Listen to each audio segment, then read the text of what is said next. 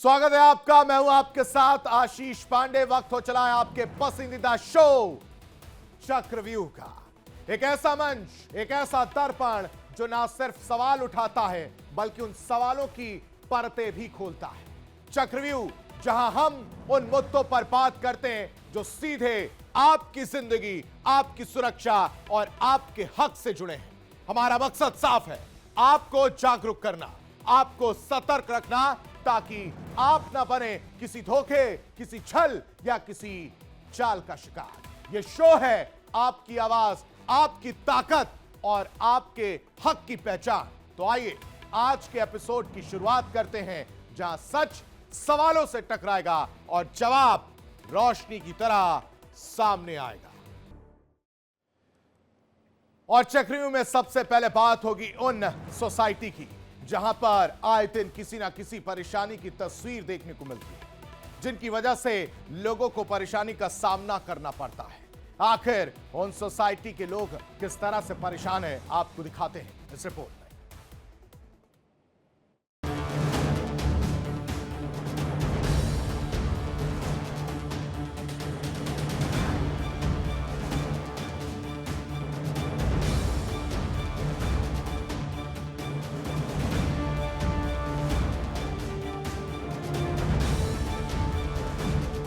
Supreme court की ओर से supernova योजना के तहत जो आदेश पारित किया गया, उसके बाद अब एक बार फिर से नोएडा और ग्रेटर नोएडा के फ्लैट बायर्स के बीच घरों की रजिस्ट्री की उम्मीद जगी है।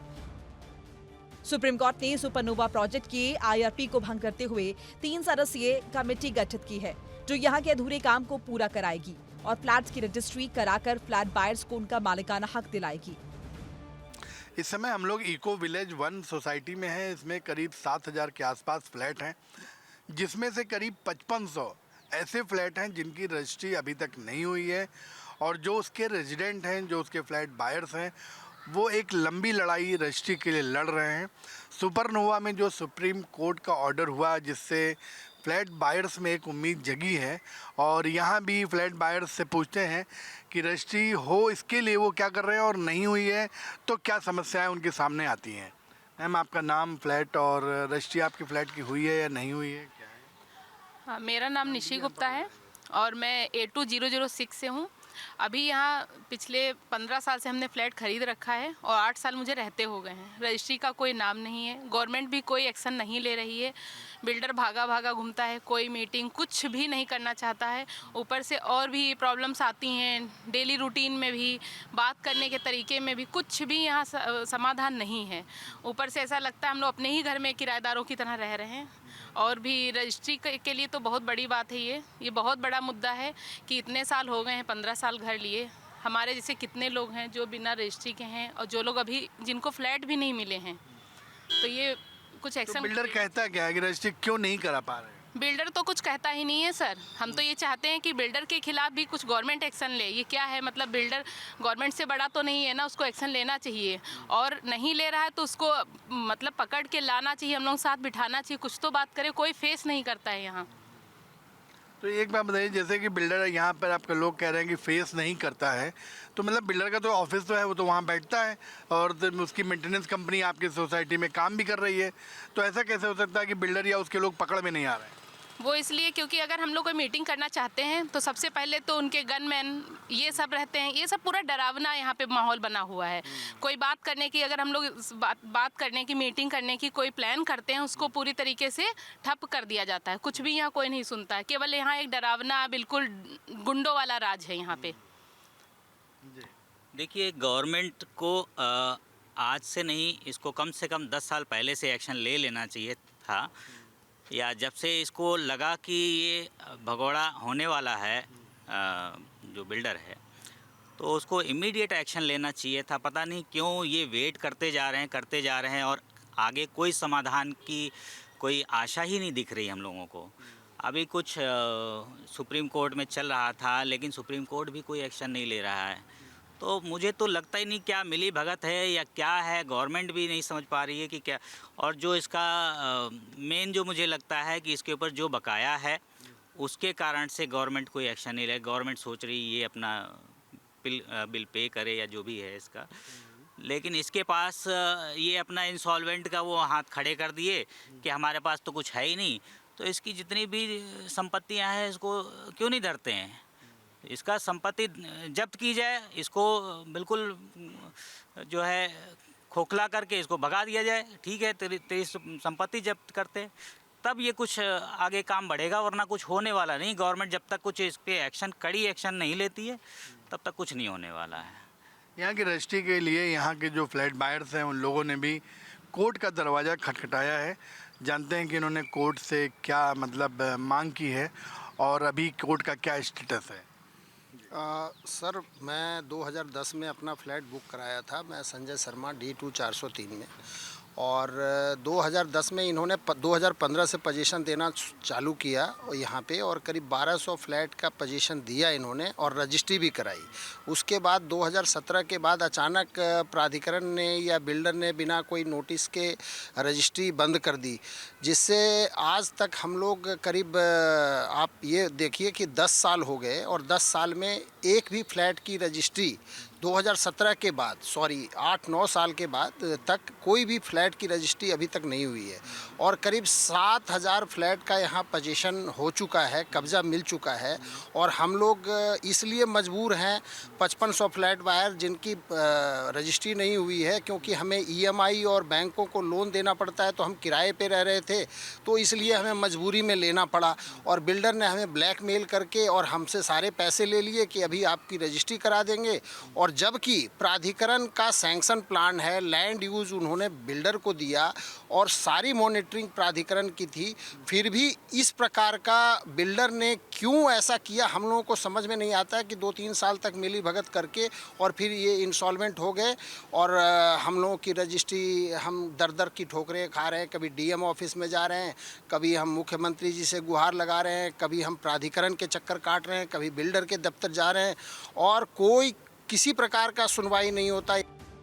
सुप्रीम कोर्ट के इस आदेश को ही आधार बनाकर ग्रेटर नोएडा की देविका गोल्ड होम सोसाइटी के फ्लैट बायर्स इलाहाबाद हाईकोर्ट गए और सुप्रीम कोर्ट से अपने घरों की रजिस्ट्री कराए जाने की अपील की है, जिस पर इलाहाबाद हाईकोर्ट ने सुप्रीम कोर्ट के इस आदेश को आधार बनाते हुए ग्रेटर नोएडा प्राधिकरण को आदेश दिए हैं। सुपरनोवा के लिए जो सुप्रीम कोर्ट ने ऑर्डर दिया है, उससे वहाँ के जो फ्लैट बायर्स हैं, करीब 497 जो फ्लैट बायर्स जिनकी रजिस्ट्री लटकी हुई थी, अटकी हुई थी, उनकी रजिस्ट्री का रास्ता साफ हुआ है। उन्हें एक उम्मीद जगी है कि अब जल्द से जल्द उन्हें उनके फ्लैटों का मालिकाना हक मिल पाएगा। और सुप्रीम कोर्ट ने क्या किया, जो IRP थी वहाँ की, उसको भंग करते हुए 3 सदस्यीय एक कमेटी बना दी है।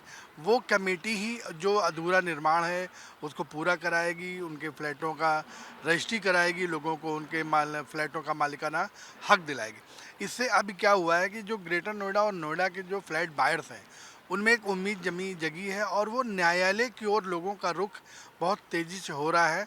अभी जैसे देविका गोल्ड होम में जो एक ऑर्डर भी मिला है, उसमें भी इसी सुप्रीम कोर्ट के ऑर्डर को आधार बनाते हुए देविका गोल्ड होम के लिए भी ग्रेटर नोएडा प्राधिकरण को 3 महीने का टाइम दिया गया है कि उनके फ्लैटों की रजिस्ट्री कराई जा सके। और जैसे हमारे साथ AR रस्तोगी जी हैं, जो कि सुपरटेक के जितने प्रोजेक्ट हैं लगभग सभी के लिए वो काम कर रहे हैं और सुप्रीम कोर्ट में वो चीज़ों को मतलब मॉनिटर भी कर रहे हैं। तो उनसे जानते हैं कि इस समय लेटेस्ट क्या अपडेट है और लोग कोर्ट की ओर क्यों ज़्यादा भाग रहे हैं रजिस्ट्री के लिए। देखिए, नोएडा, ग्रेटर नोएडा में पिछले 15 साल से काफ़ी सारे प्रोजेक्ट हैं जो अधूरे अटके हैं या जिनकी रजिस्ट्री नहीं हुई है, क्योंकि उस समय अथॉरिटी ने केवल 10% लैंड का पैसा लेकर और बिल्डर्स को लैंड अलॉट कर दी। बिल्डर्स ने होम बायर से पूरा पैसा लेकर लोगों को कुछ को घर बना कर दिए और कुछ को बनाकर भी नहीं दिए। अब सबसे बड़ा उसमें इशू आएगा जब बिल्डर्स ने देखा कि भाई मेरे को अगर अथॉरिटी की तरफ से कोई प्रेशर नहीं है, तो उन्होंने अपना पैसा प्रॉफिटेबिलिटी बचाने के लिए क्या किया कि अथॉरिटी का पेमेंट नहीं किया, जिससे लोगों के घरों का मालिकाना अटक गया। अब उसमें कुछ बिल्डर्स ने उनका कुछ बिल्डर्स का और अथॉरिटी का उस समय जो भी मिली भगत रहा हो, बट अभी जो इस वजह से केवल होम बायर सफ़र कर रहे हैं। और सबसे बड़ा इशू क्या होता है कि इसमें देखिए सरकार का भी नुकसान है, क्योंकि अगर किसी फ्लैट की रजिस्ट्री होती है तो 7 से 8% रेवेन्यू गवर्नमेंट को मिलता है। अगर किसी फ्लैट की रजिस्ट्री नहीं हुई है, उसको अगर रीसेल करते हैं तो बिल्डर 300 से 400 रुपये या 4 या 5% रुपये उसका सेल्स कॉस्ट का अपने पास रखते हैं और ट्रांसफ़र चार्ज ले लेते हैं। इससे सरकार को नुकसान है। तो सबसे बड़ा चीज़ है कि ये अगर ये इशू हटता है तो इससे ना होम बायर्स को इतना फ़ायदा होगा कि एक तो उनकी रजिस्ट्री होगी, मालिकाना हक बन जाएगा। उसके बाद अगर उनको घर सेल करना है तो उनको बिल्डर के पास नहीं आना पड़ेगा, वो अथॉरिटी के पास जाएगा और सरकार को 7 से 8% का रेवेन्यू भी मिलेगा। दूसरा, क्योंकि ये फ्लैट अनरजिस्टर्ड हैं, इन पर लोन नहीं होते हैं, तो जिनके पास पैसा है औने पौने दाम पर या फिर ब्रोकर है जो हैं या बिल्डर के ही कुछ लोग हैं वो उनको खरीदते हैं। तो इस समय होम बायर्स को सबसे ज़्यादा नुकसान होता है। और इसी वजह से जब होम बायर ने देखा कि भाई अथॉरिटी इतना लोगों को सपोर्ट नहीं कर रही है, और तो वो उन्होंने न्यायालय का रुख किया। और न्यायालय में जैसे कहते हैं ना, देर है अंधेर नहीं, टाइम लगा, बट काफ़ी सारे इस तरह के सुप्रीम कोर्ट से और हाई कोर्ट से इस तरह के जजमेंट आए जो होम बायर को फेवर करते हैं और उनको कहीं ना कहीं पूरी तरह से एक रिलीफ प्रदान करते हैं। जैसे हम लोग देखते हैं सुपरटेक सुपरनोवा, जो पिछले सुपरटेक की जो कंपनियां हैं, वो पिछले 4 साल से इंसॉल्वेंट है और उसमें कंस्ट्रक्शन भी रफली रुका हुआ है। तो उसमें सुपरटेक सुपरनोवा के जो लोग थे वो सुप्रीम कोर्ट में गए और वहाँ से उनको रिलीफ मिली और एक कोर्ट कमेटी बनी, और जिसमें कोर्ट कमेटी ही सारी चीज़ों को गवर्न करेगी कि अथॉरिटी उसको ड्यू कैसे जाएगा, कंस्ट्रक्शन कैसे होगा। और सबसे बड़ा चीज़ जो है उसमें बोला गया कि कंस्ट्रक्शन फर्स्ट प्रायोरिटी है, तो पहले होम बायर को रिलीफ मिलेगा, पोजीशन मिलेगा, उसके बाद जो पैसा बचेगा तो उसमें अथॉरिटी और बैंकों को दिया जाएगा। और यहाँ पे प्रोजेक्ट इतने कैश सरप्लस हैं कि केवल ये एक क्या बोलते हैं उसको, कि जैसे हम लोग किसी का मन भाव है कि भाई प्रोजेक्ट में पैसा बचा के देना है या नहीं देना है, बिल्डर्स जानबूझ के उन प्रोजेक्ट को लटकाते हैं ताकि होम बायर से और ज़्यादा पैसा ले सकें। उसमें बहुत सारे उनकी स्कीम रहती है कि आपका 2 BHK है तो आप किसी रेडी टू मूव 3 BHK में शिफ्ट हो जाइए।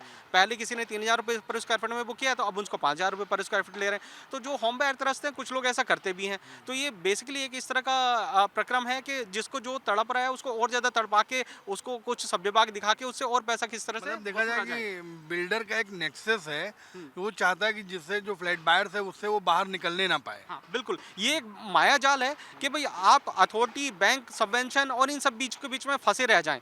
क्योंकि एक बार अगर रजिस्ट्री शुरू हुई तो बिल्डर अपना बायर जो है अपना होम लोन भी चेंज कर सकते हैं और बहुत सारी चीज़ें उनको मालिकाना हक मिल जाएंगे। और जैसे हम लोगों का जो, हम लोग सुपरटेक के 16 प्रोजेक्ट हैं और दिसंबर 2024 में वो NCLAT में हम लोगों ने होम बायर्स के लिए काफ़ी लड़ाई लड़ी और उसमें NBCC को बहुत सारे ऑर्डर अवार्ड हो गए। उसमें भी मेन जो क्रक्स था वो यही था कि भाई पहले कंस्ट्रक्शन हो, उसके बाद जो पैसा बचेगा उससे अथॉरिटी और होम बायर का पेमेंट दिया जाए। और ये प्रोजेक्ट कैश सरप्लस है। इवन जो IRP की रिपोर्ट है और जो NBCC का प्रोजेक्शन है उसमें यही है कि भाई उसमें रफली 3 से 4 हज़ार करोड़ का सरप्लस है। तो अथॉरिटी को और बैंकों को तो पैसा मिलेगा ही, बट हमें ये नहीं समझ में आ रहा कि अथॉरिटी और बैंक उस चीज़ को अपोज क्यों कर रहे हैं। ठीक है, हो सकता है कि वो उनको अपफ्रंट पैसा ना मिले, बट बाकी तो पैसा मिलेगा ही।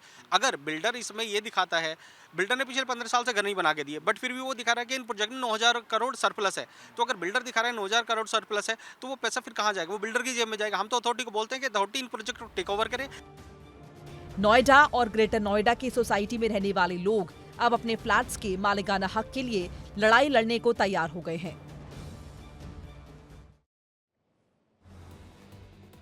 ग्रेटर नोएडा की पंचशील हाईनेस सोसाइटी के फ्लैट बायर्स अपने हक के लिए अब लड़ने को तैयार हैं। कोर्ट के फैसले के बाद उनमें एक नई उम्मीद जगी है, जिसके बाद लोगों ने इलाहाबाद हाई कोर्ट का रुख किया है। रिपोर्ट दीजिए।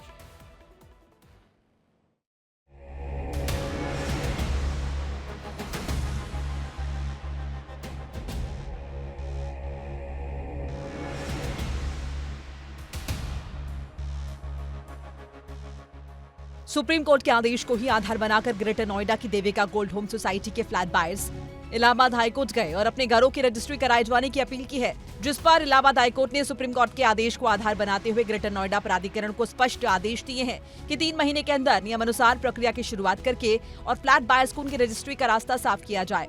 इससे लोगों में एक उम्मीद जगी है। नोएडा, ग्रेटर नोएडा में फ्लैटों की रजिस्ट्री एक बहुत बड़ी समस्या है और देखा जाए तो यहाँ तमाम, मतलब कहा जाए तमाम क्या, मतलब बहुत ज़्यादा संख्या में ऐसे फ्लैट हैं जिनका उनके जो रेजिडेंट हैं, जिन्होंने ख़रीदा है, उनके पास उसका मालिकाना हक नहीं है।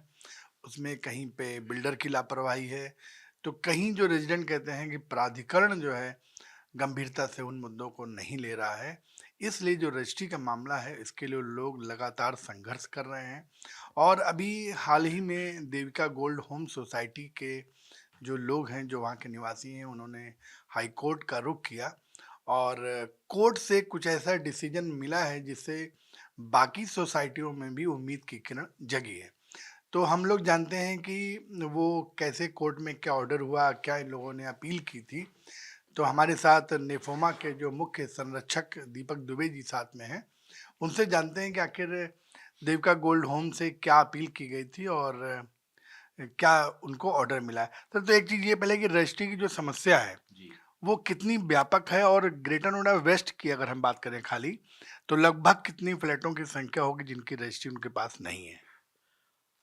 आप रजिस्ट्री की संख्या रजिस्ट्री की जो समस्या की व्यापकता बता रहे हैं, वो आप इससे समझे ना कि हम लाखों रुपए कहीं भी फ्लैट 50 लाख 1 करोड़ ऐसे फ्लैट हैं, जीवन भर की कमाई मध्यम वर्गीय परिवार को एक जीवन लग जाता है एक फ्लैट खरीदने में। रजिस्ट्री अच्छा, बिल्डर जो है वो केवल आपको अलॉटमेंट लेटर दिया हुआ है, तो रजिस्ट्री जब है ही नहीं तो आपके पास तो आपकी चीज है ही नहीं ना, क्योंकि न तो आप उसका लोन ट्रांसफर कर सकते हैं। कई लोग जो है वो NBFC से यहाँ वहाँ से मजबूरी में लेते हैं, वहाँ रेट ऑफ इंटरेस्ट बहुत ज़्यादा होता है। रजिस्ट्री है तो आप अपने मकान पे लोन ले सकते हैं, रजिस्ट्री है तो उसका म्यूटेशन या कोई घटना दुर्घटना होगी तो ट्रांसफर आसानी से होता है। तो रजिस्ट्री के बिना तो आपका आधार ही नहीं है, तो आप एक तरह से अवैध रह रहे हैं, मतलब कभी भी आपके लिए मुसीबत हो सकती है। तो ये एक बहुत विकट समस्या है। और एक इसमें सबसे मुझे आश्चर्य की बात लगती है, यहाँ जो टोपी सबसे ज़्यादा घूम रही है पूरे ग्रेटर नोएडा वेस्ट और या नोएडा की भी समस्या, मतलब गौतम बुद्ध नगर जिले, गाजियाबाद, इस तरह की जहाँ भी हाई राइज सोसाइटी हैं और जहाँ प्राधिकरण हैं, वहाँ पर एक समस्या ये आ रही है कि डेवलपर प्राइवेट बिल्डर है, सैंक्शन मैप कंट्रोलिंग अथॉरिटी है, प्राधिकरण है। अब जो एक आम बायर है वो लोकल लोगों से, जैसे जो लाल डोरे वाली चाहे 6% वाली जमीन बहुत लोग नहीं खरीदना चाहते कि भाई ये अथराइज नहीं है, इसमें हमको दिक्कत आएगी, लेकिन अथॉरिटी द्वारा जो अप्रूव्ड प्रोजेक्ट हैं उसको जो है लोग खरीदना चाहते हैं, क्योंकि अथॉरिटी भाई उसमें प्राधिकरण और प्रदेश सरकार के अंदर काम करने वाली संस्था है और वो उसके द्वारा अप्रूव्ड मैप है। अब मजे की बात इसमें ये आ रही है कि बिल्डर ने कहा कि जी अथॉरिटी से अप्रूव्ड है, हमने बिल्डर को पूरा पैसा दे दिया, बिल्डर ने हमें पोजीशन दे दिया। फिर जब रजिस्ट्री की बात करो तो अथॉरिटी कह रही है कि जी बिल्डर ने हमको पैसा नहीं दिया। अरे भाई, तुम्हारे और बिल्डर के बीच में क्या डील है, हमसे क्या लेना देना? हम तो आपकी विश्वसनीयता पे किसी बिल्डर से प्रोजेक्ट खरीद रहे हैं ना, तो आपके पैसे का लेन है देन है, आप उसको छोड़ेंगे, ब्याज लगाएंगे, इससे हमारा तो कोई लेना देना नहीं। हमने बिल्डर को पैसा जमा कर दिया तो हमारी रजिस्ट्री हो जानी चाहिए, बिल्डर से आप वसूलते रहिए चाहे। तो ये एक मुद्दा था, और ये इसमें हम लोगों को यही सब सोच के, हमारे यहाँ भी 6 साल हो चुका हम लोगों को मिले हुए, और जो है मतलब देविका गोल्ड होम सोसाइटी में लगभग 6 साल से हम लोग फ्लैट लोग रह रहे हैं और रजिस्ट्री का मामला अभी लटका हुआ है। 2010 का ये प्रोजेक्ट है, तो बहुत लोग 2010 से बुकिंग कराए हुए हैं। आप सोचिए 15 साल में क्या लोगों की, कितने लोग तो गुजर जाते हैं। 60 साल की उम्र में जो बुक कराया होगा वो 75 साल का हो गया, कई लोग छोड़ के चले जाते हैं। तो बुकिंग 2010 के है, पोजीशन 2020 से मिलना शुरू हुआ, 19 लास्ट थे। और हम लोग लेटर, एक तो पहले बिल्डर जो सैंक्शन मैप कराता है, जो ब्रोशर पे लिखता है, वैसी सुविधाएं नहीं देता, एक ये बड़ा घपला है। और फिर उसके बाद रजिस्ट्री नहीं हो रही, रजिस्ट्री नहीं होती तो अभी सब सारे जितने जो लोग लोन लिए थे सबको बैंक से, SDFC का जो है पार्टनर था बिल्डर का, जो मैंने इस प्रोजेक्ट को फाइनेंस किया हुआ था, उसका नोटिस आ गया कि जी आप जो है पूरा पैसा है तो जमा करिए, नहीं तो जो है 5 साल हो गया है या रजिस्ट्री का कागज़ दीजिए। अब वो लोग या फाइन लगाएंगे हम, तो वो भी पब्लिक को दबा रहे हैं, यानी बैंक पब्लिक को दबा रही है, बिल्डर पब्लिक को दबा रहा है, प्राधिकरण पब्लिक को दबा रहा है, और कोई जिम्मेदारी लेने को राजी नहीं।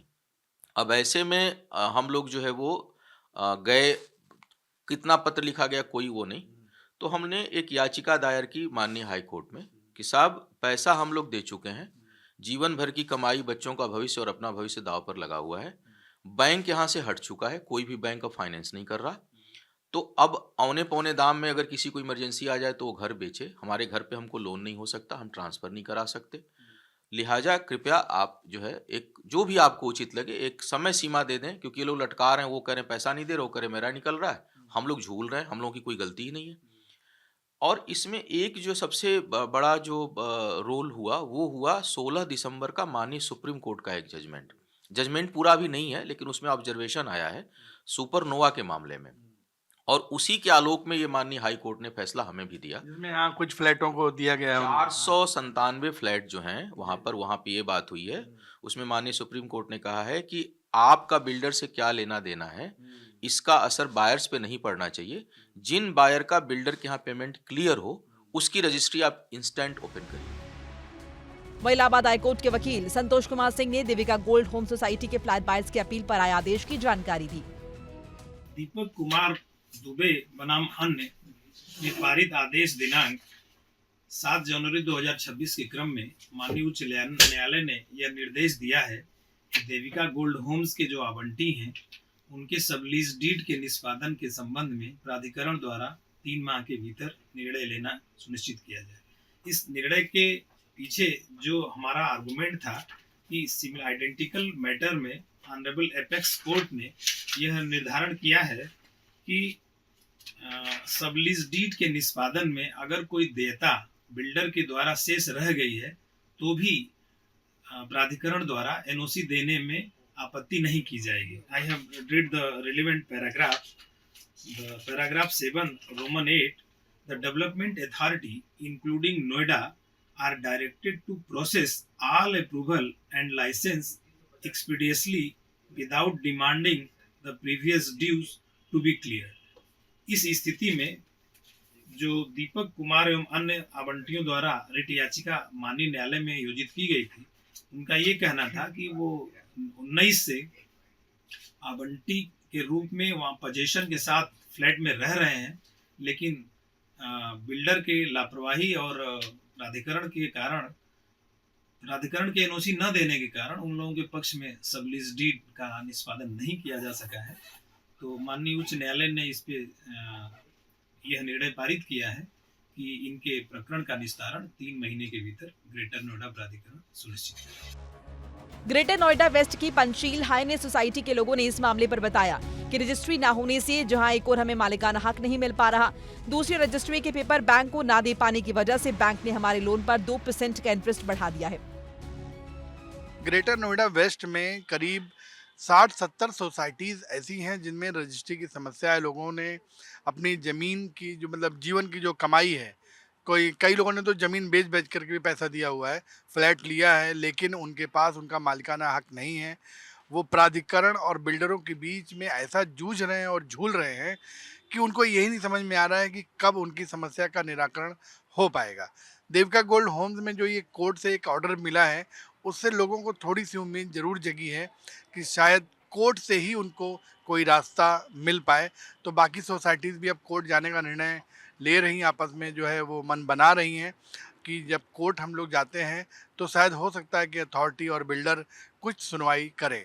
तो हम लोग जानते हैं यहाँ पे हम लोग इस समय जो है यहाँ पे खड़े हो तमाम लोग ऐसे हैं जिनके पास रजिस्ट्री नहीं है और रजिस्ट्री के लिए लोग भी बहुत लंबा संघर्ष कर चुके हैं। सर, नाम और अपनी सोसाइटी बताते हुए क्या समस्या है रजिस्ट्री की? हम सभी लोग Panchsheel Highness society sector 1 greater Noida के निवासी हैं और इस समय हम टावर 12 के सामने खड़े हुए हैं। हमारी सोसाइटी में टोटल 12 टावर हैं, जिसमें से 10 टावर की रजिस्ट्री हो चुकी है।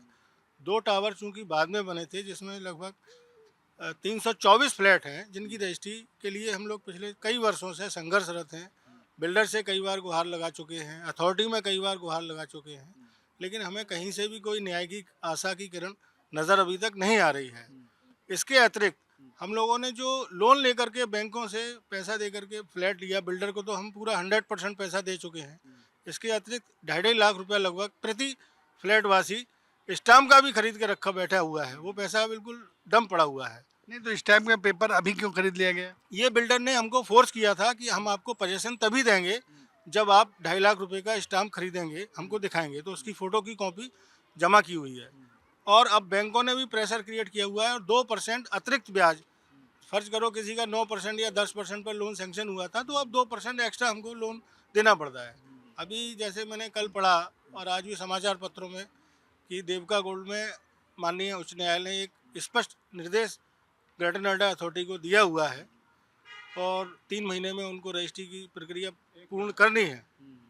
तो मैं यही कह सकता हूँ कि हमारी करीब इस ग्रेटर नोएडा वेस्ट में 105 सोसाइटी है, जिसमें से लगभग 72 सोसाइटी ऐसी हैं जिसमें रजिस्ट्री की ज्वलंत समस्या है और लोग अपनी जीवन भर की कमाई देने के बावजूद उनके हाथ में कुछ भी नहीं है, उनको कोई मालिकाना हक नहीं है। यही मैं कह सकता हूँ प्रशासन से, शासन से सबसे मेरी गुहार यही है कि हम लोगों की गुहार सुनी जाए, प्रार्थना सुनी जाए और रजिस्ट्री को जल्दी से जल्दी कराया जाए। जैसे कि रजिस्ट्री की जो बात कर रहे हैं आप लोग, तो कब आपने पोजीशन लिया था और जो बिल्डर है वो रजिस्ट्री नहीं होने के पीछे क्या मतलब दलील देता है?